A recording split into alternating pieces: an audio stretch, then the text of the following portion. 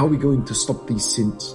Wallahi, I will discuss it with you, and I want you to implement it the next time your nafs calls you to a sin. Listen to this solution. As you approach committing this sin, right? Remember what I'm saying. So now, a shaitan has whispered in your mind, your desire is starting to build up bit by bit, and you feel like approaching and committing a sin, especially the sins that are in private.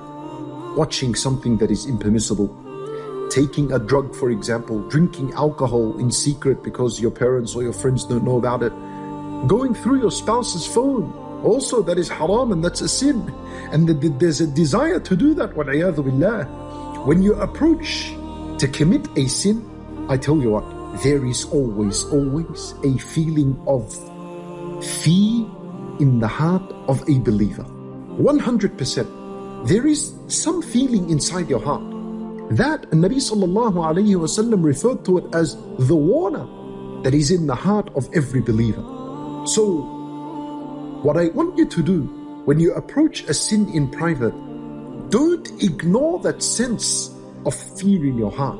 Don't ignore that sense of Allah watching over you. Don't. Rather, I want you to do this.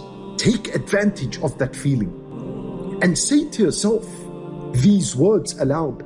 Say, Allah is watching me. Don't ignore the feeling. Look, Yusuf alayhi salam, when he was in that setting, and the wife of Al-Aziz came and wanted to tempt him and make him fall into the sin, and she was alone with him in the room, Yusuf alayhi salam, the first thing he said was, Ma'ad Allah. May Allah protect me from this. He mentioned the word Allah. Don't ignore the feeling of fear of Allah in your heart. Don't ignore it.